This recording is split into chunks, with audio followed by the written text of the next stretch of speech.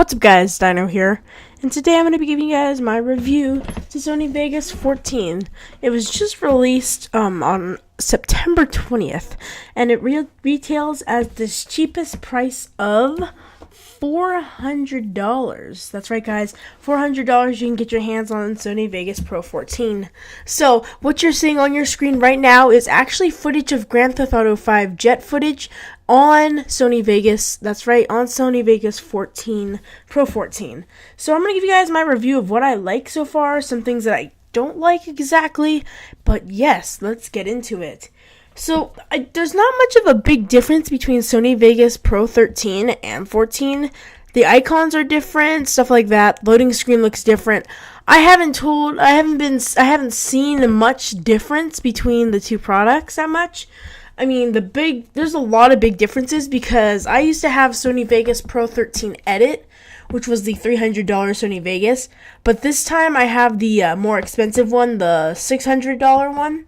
So that is a big changer because now I can burn DVDs and Blu-rays, and I can also have surround sound on my videos if I do want them, but most of the time I'm not going to. However, on the Sony Vegas Pro website, they talk about all kinds of new blue effects, Title Earth stuff, and brilliant images, and stabilization, and I don't know if I just can't find that in the program, but so far I've looked everywhere for them, and I've looked up new Blue FX Title Pro Express, and you have to pay for it for $600, I think is the max amount, and $300 is the least expensive one, I believe. So it's a lot of money. So most of the things that they say on the website is not directly true. I mean, yeah, it's pretty true, but I mean, there's a lot of things I noticed that aren't quite true, because a lot of the things aren't actually built in, so you have to buy them. So what's new is basically just there's just a lot of footage, like you can do 4K, and it looks brilliant. I'm happy I can use the master better now. I can move the master up and down. The zooming in just feels softer. The program just seems to go faster than Sony Vegas 13 was.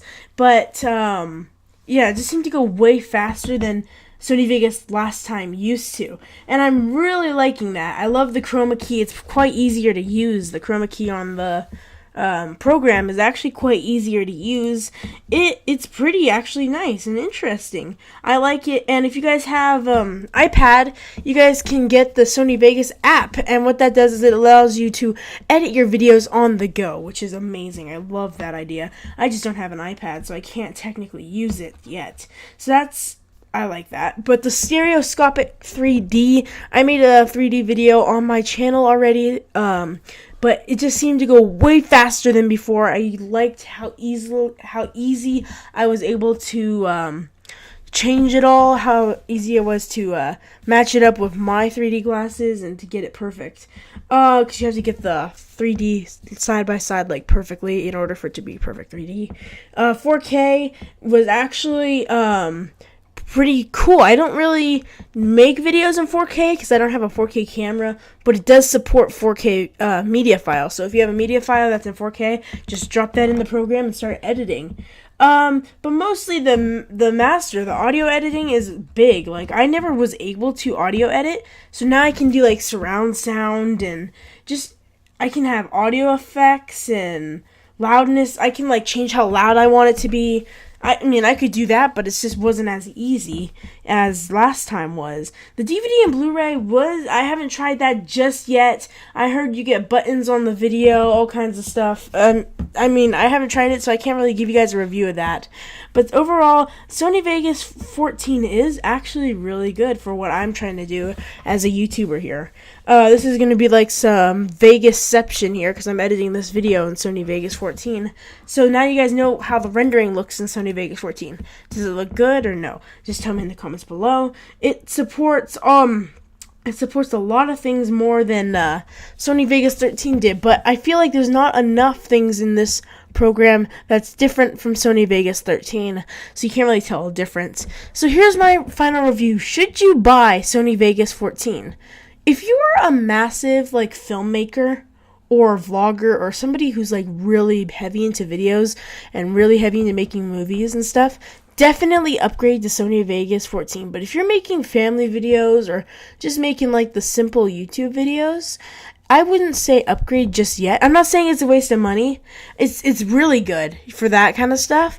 But I'm just saying I don't see that much of a difference between the two. So I would say if you already have Sony Vegas 13, stick with Sony Vegas 13.